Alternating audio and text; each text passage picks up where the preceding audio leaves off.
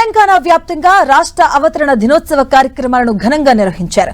Secunderabad parade మైదానంలో నిర్వహించిన వేడుకలకు సీఎం రేవంత్ రెడ్డి హాజరయ్యారు.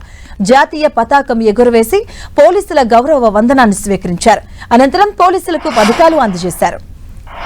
ఇక అంతకుముందు హైదరాబాద్ లోని గన్ పార్క్ లో ఉన్న అమరవీర స్తూపం దగ్గర సీఎం రేవంత్ రెడ్డి నివాళులర్పించారు.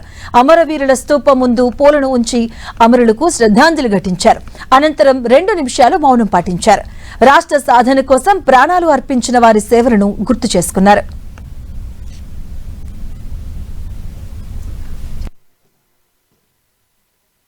కాంగ్రెస్ ప్రభుత్వం చేపట్టిన అభివృద్ధి పనులు, అమలు చేసిన సంక్షేమ పథకాల సక్సెస్ గురించి వివరించారు సీఎం. తెలంగాణ కళను సహకారం చేసిన నాటి ప్రధాని మన్మోహన్ సింగ్, సోనియా గాంధీకి కృతజ్ఞతలు తెలిపారు. సంక్షేమం, అభివృద్ధికి సమ ప్రాధాన్యతమిస్తున్నామని తెలిపారు.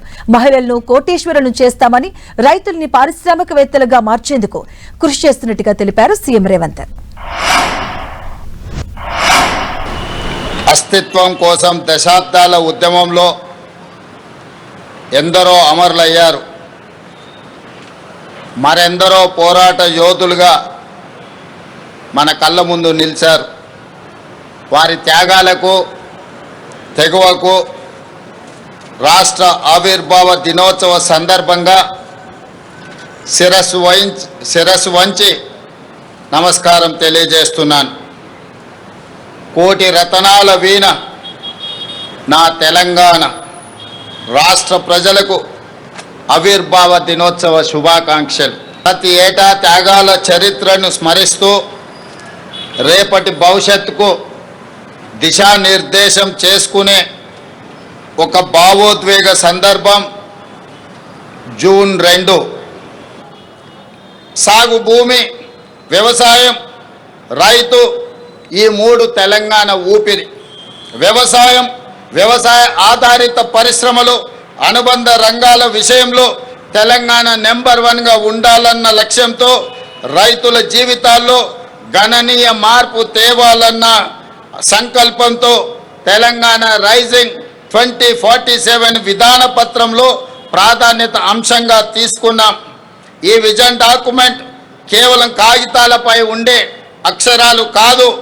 ఆదిలాబాద్ నుండి అలంపూర్ వరకు, ఖమ్మం నుండి కొడంగల్ వరకు హరిత తెలంగాణను ఆవిష్కరించే ఆలోచన.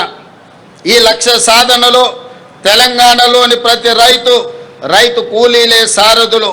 మహారాష్ట్ర ముఖ్యమంత్రి గారికి గత సంవత్సరం నుంచి చర్చలు చేస్తున్నాం, లేఖలు రాస్తున్నాం. వారితో చర్చించి తుమ్మిడిహెట్టి బ్యారేజీ దగ్గర బ్యారేజీ నిర్మించే కార్యాచరణ చేపడుతున్నాం. గత ప్రభుత్వం 1,00,000 కోట్లతో నిర్మించిన కాళేశ్వరం ప్రాజెక్టు 3 ఏళ్లకే కుంగిపోయింది. దీనికి మరమ్మతులు చేయించే భారం ప్రభుత్వంపై పడింది. ప్రజా శ్రేయస్సు ప్రయోజనాల దృష్ట్యా మేడిగడ్డ, అన్నారం, సుందిళ్ల బ్యారేజీలను పునరుద్ధరించే పనులను మొదలు పెట్టాము.